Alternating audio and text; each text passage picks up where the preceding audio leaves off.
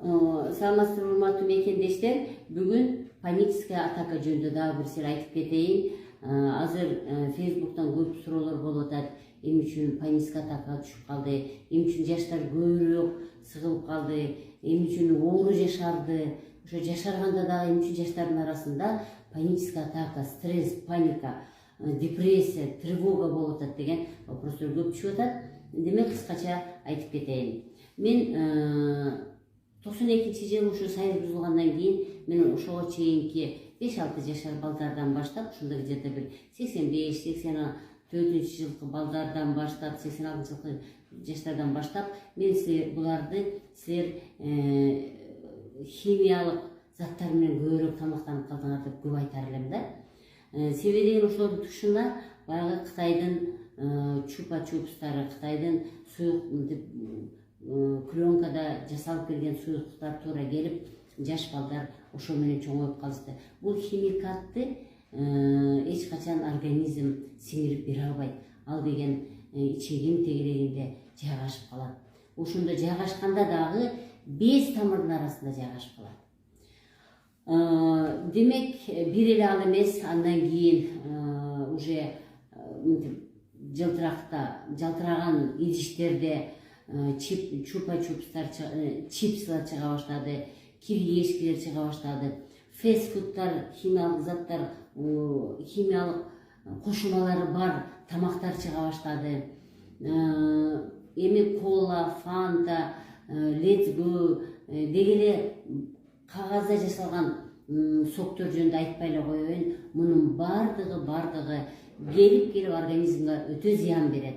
Мына ошол нерселер, ошол химикат заттар адамдын ичегинин тегерегинде жайгашкан лимфаларга отурукташып калат.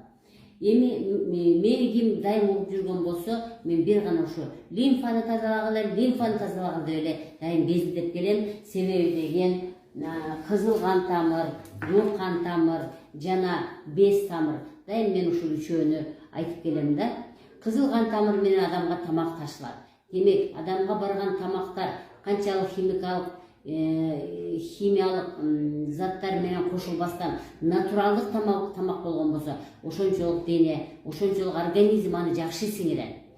Эгерде ушул кызыл кан тамыры менен жакшы натуралдык тамактар барбай калганда, ошонун ичиндеги пайда болуп калган шлактар, токсиндер дегеле мен кыргыздарга кызыл кан тамырдын ичиндеги ылай деп которуп койдум. Демек, кызыл кан тамырдын ичиндеги керексиз шлактар, мусор, ылай без тамырларга чогула баштайт.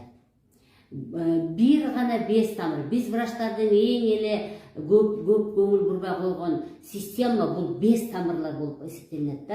Мына ушул без тамырлар кызыл кан тамырдын ичинде пайда болгон керексиз нерселердин баарын өзүнө жыйнайт дагы алып келип туруп көк кан тамырга куюп берет.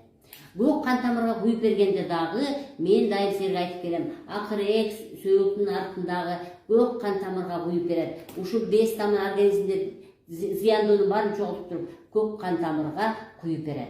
Демек, адамдар дегеле кан тамыр айланган тирүү жандарда мына ушул 3 тамыр ичинде таза сууктук агууга тийиштүү. Эгерде муногу бараткан тамак керексиз нерсе менен толуп калган болсо, ал буга толо баштайт.